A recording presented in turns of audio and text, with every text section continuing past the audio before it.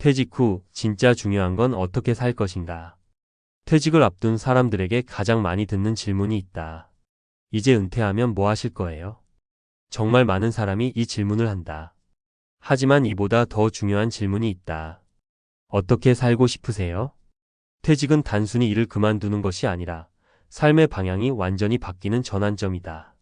하지만 안타깝게도 많은 사람이 퇴직 후를 막연하게 생각하거나 준비 없이 맞이하는 경우가 많다. 오늘은 은퇴 후 삶을 더 의미 있고 가치 있게 보내기 위해 우리가 꼭 고민해야 할 몇 가지를 이야기해 보려고 한다. 1. 은퇴 후 쉼이 아니라 새로운 루틴이 필요하다.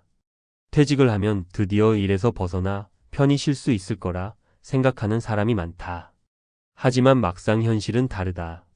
처음 몇 달 동안은 여행도 다니고 책도 읽고 늦잠도 자면서 한가한 시간을 보내지만 그 시간이 길어질수록 점점 불안감이 커진다. 왜일까? 그동안 우리는 일이라는 고정된 루틴 속에서 살아왔다. 출근하고 회의하고 수업하고 학생을 지도하고 퇴근하는 일정이 우리 삶의 중심이었고 이 루틴 덕분에 하루가 질서 있게 굴러갔다. 그런데 갑자기 일이 사라지면 하루의 중심이 사라진다. 그래서 은퇴 후 가장 먼저 해야 할 일은 새로운 루틴을 만드는 것이다. 내가 아는 한 선생님은 퇴직 후 생활을 이렇게 바꿨다. 매일 아침 7시에 일어나서 30분간 산책, 오전 9시 12시 지역 도서관에서 공부 요즘 철학 공부에 빠짐, 오후 2시 5시 작은 학습 모임에서 강의 후배 교사들에게 도움 주는 활동, 저녁에는 가족과 시간 보내기.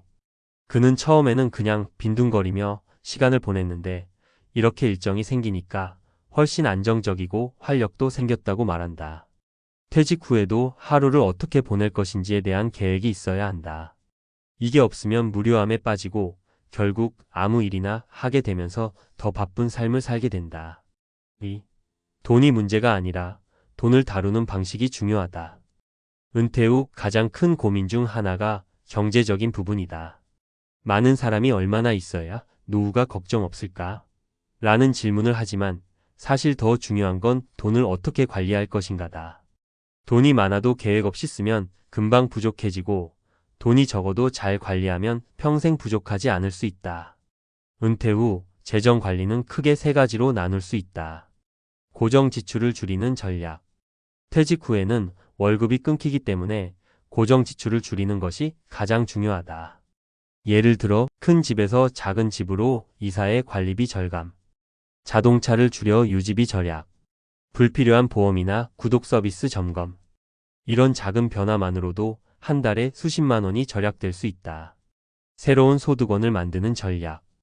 퇴직 후에도 작은 소득원을 만들면 경제적으로 훨씬 안정적이다. 전직 교사라면 강의, 과외, 교육 컨설팅, 취미를 살려 공예, 베이킹, 사진 등 소규모 창업, 유튜브, 블로그 등 온라인 콘텐츠 활동. 실제로 50대 후반에 은퇴한 한 선생님은 그림 그리는 취미를 살려 온라인 클래스에서 강의를 시작했고 지금은 수익이 월 100만 원 이상 나온다. 꼭 큰 돈을 벌 필요는 없다. 중요한 건 소소한 수입이 있어야 경제적 불안감이 사라진다는 것이다. 예산을 세우고 관리하는 습관. 퇴직 후에는 고정적인 수입이 없기 때문에 돈을 쓰는 방식이 더 중요해진다. 매달 예산을 세우고 꼭 필요한 곳에 돈을 쓰는 습관이 필요하다. 3. 퇴직 후 인간관계, 새로운 네트워크가 필요하다.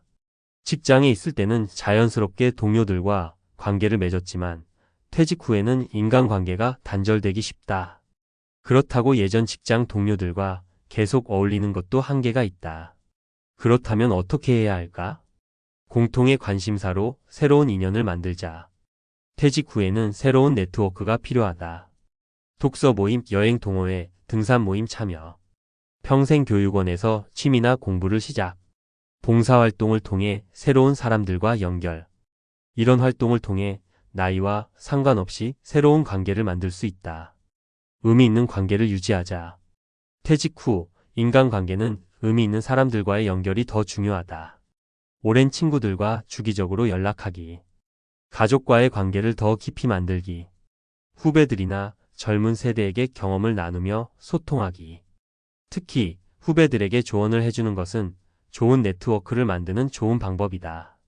교직 생활을 오래 한 분들이 후배 교사들에게 멘토링을 해주는 경우가 많은데 이런 관계가 서로에게 큰 도움이 된다. 4. 퇴직 후 삶의 의미를 찾는 방법. 퇴직 후 정말 중요한 건 나는 어떤 삶을 살고 싶은가에 대한 고민이다. 돈이 많고 적고 바쁘고 한가한 문제가 아니라 내가 원하는 삶이 무엇인지 아는 게 가장 중요하다. 몇 가지 질문을 던져보자. 나는 무엇을 할 때 가장 행복한가? 나에게 의미 있는 일은 무엇인가? 은퇴 후 어떤 사람으로 기억되고 싶은가? 이 질문에 대한 답을 찾으면 은퇴 후에도 충분히 의미 있는 삶을 살 수 있다. 내가 아는 한 선생님은 은퇴 후 국제 봉사활동을 시작했다. 학생들에게 더 넓은 세상을 보여주고 싶다는 꿈을 은퇴 후에야 실천한 것이다. 그는 예전보다 더 바빠졌지만 지금이 내 인생에서 가장 보람찬 시간이라고 말한다. 결국 퇴직 후 삶은 어떤 선택을 하느냐에 따라 완전히 달라질 수 있다. 마무리하며 당신의 은퇴 후 삶을 응원합니다. 퇴직 후 바빠지는 이유는 단순하다.